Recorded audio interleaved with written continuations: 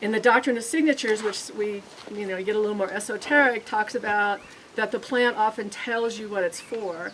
Red color usually is blood and reproductive system. So this plant is a blood cleanser. It's very nutritive, very good for people who have been, all of these are good for people who have been sick because they tend to stimulate appetite, and you get a lot of really concentrated nutrients in a small amount of food. Traditionally, alfalfa was fed to people with that have been sick, elderly people and people that are sick, and they make it into teas and cereals and things. But in commerce, and this is a great trail food. You're out hiking, you pick at the tops, you get a little hit of nectar. It's a little sweetness. Major anti-cancer remedy because because of its blood cleansing, it helps remove toxins. It helps to it reacts with cancer cells to prevent their proliferation and help remove them from the body. So in the Huxley formulas and some of the old cancer formulas that were all herb-based, this was probably like the heart of most of those old formulas. So we're going to harvest some as we walk. Normally I would not, if I'm harvesting this because I dry in my, those little cardboard trays in the garage or in a shed, you want the plant, this plant holds a lot of moisture. I wait until it's the dew's off of it, because this plant you have to dry quickly or it spoils, and then you get the coumarin action. Well, maybe we shouldn't pick a lot of it today. Yeah, maybe not a lot of it because it's been so rainy. You can put it in the solar dryer on a warmer day. Yeah, but he can do it really quickly because he can put it in the solar dryer. And so the ones you pick are the ones that don't have any brown on them, because those have already started to go. But I would encourage you to taste them. And this particular, the leaf on this one with the white triangle is indicative of the red clover. And so when you're out hiking around and you see that flower, you know that the red clover's coming on. So that is one of my, there's a whole jar of it in there to make a tea. I put this in most of my mineralizing, high nutritive teas, just especially in the winter when you're not eating as much fresh stuff. But when I'm hiking, I'm eating this stuff all the time. And we plant this, I find a clover plant volunteering in one of my nursery plants. I pot it up in a 1 gallon and I plant it out in the forest garden, so that it's not only fixing nitrogen, it's part of our, compañeros, but it also allows me to pick all the blossoms I need for the whole winter. So I have 2 or 3 gallon jars of clover blossoms I mix with mints, and a little bit of licorice, so that's my kind of daily tonic or whatever. And this is a member of the legume family, so they're all nitrogen fixers, and it's very characteristic of these 3 leaves. And they usually have seed heads that are complicated in racemes like this. They're globular like this one, even the little white one, and the yellow one is just elongated. But if you notice, they all have the 3 leaves. So again, a characteristic of this family. Anywhere you see this, you know that it is bringing up nutrients. The roots go really, really deep. So it's cleansing the soil, building the soil. What about Dutch white? It's edible, but it's not used medicinal. This has got so much water. Look how big it is. Yeah, it's huge. You rarely see any of them that big. We have another mint here. And there's some more of this in the back. So this one's really characteristic. Feel that stem.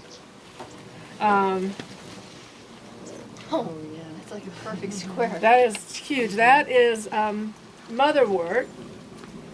So motherwort. Wort is an old name for herb. So it's mother's herb.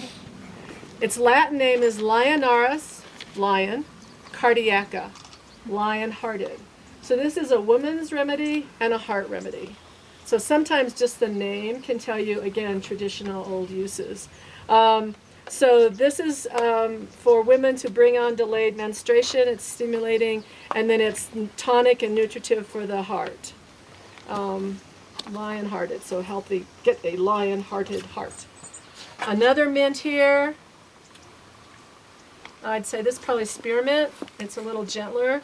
So spearmint and peppermint, lots of times they'll cross when you put them. You'll get a mixture of whatever when you plant them close to each other, so they hybridize. But all of these classic ones are warming to the body. So they're good for fevers.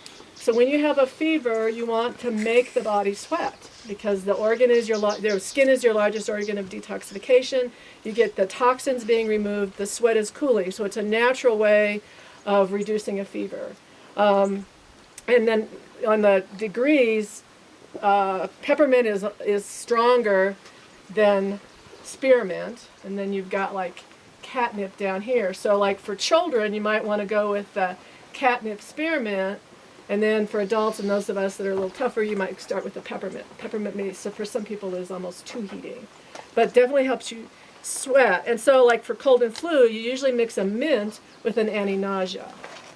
So, you know, with ginger or...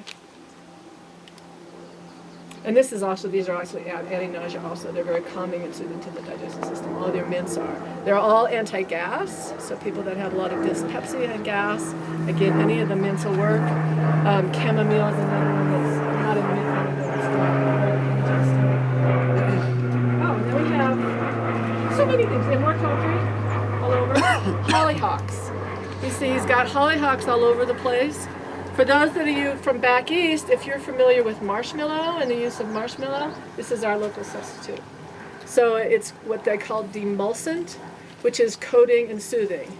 So it's very healing again. So poultice, externally, but internally a lot. It's a immunomodulator also, helps balance the immune system, but it's very soothing. So its affinity is to the mucous membranes.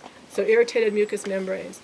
The plants, we often know their actions chemically, you know, but you understand, you could say it has this chemicals, therefore we know that it does this thing. What we don't understand is why certain plants will have affinity for certain organs.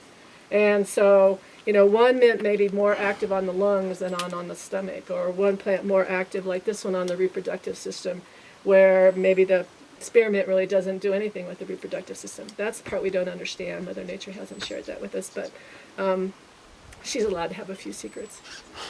That looks like this is feverfew.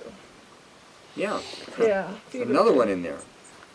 Yeah, it's got, smell that one. That's another. This is another member of the Asteraceae family. Thanks. But it's got that pretty strong smell. So it's a good bug repellent. It's used a lot in gardens as a bug repellent. It's a very heating. It's just not a very tasty herb, so it's not used as a tea. It's pretty. The reason I had a lot of the mints in here is that it attracts beneficials and pollinators. So when these vents are open, the pollinators would show up here on the mints and the clover and find their way in the greenhouse, pollinate things, and work in our integrated pest management. Right. So that was one of the, the thermals would just bring them on in. And we do that on the Phoenix greenhouse as well. Yeah, honeybees see purple first. That's their favorite color, and then yellow and white. They don't see red. So any of your bees are going to really be attracted to this area here. And you got one yellow. more to talk about We got here? one more. I'm going to show it over here where it's in blue. Oh no, two more. Oh yeah. So this is one that if the extension service came over here, they'd be all over your case. This is considered a noxious weed. This is St. John's wort. This is just such an amazing plant. And it's got absolutely, look at the flower. It's an absolutely beautiful flower. You will see this, I've seen this growing wild along highways at times if they haven't found it and sprayed it. Hypericin perforatum, you have the right plant. If you pick a leaf and hold it up into the sun, it's got like little tiny pinholes, perforatum, perforated. And the hypericin oil should, like when it wilts, actually have a redness to them. It should, like the oil, when you make a good oil with this thing, it makes a red, yeah, I got red. So that's the active, so when so antidepressant, it's a nervine, it's a sedative, as a tea, as a tincture, capsules,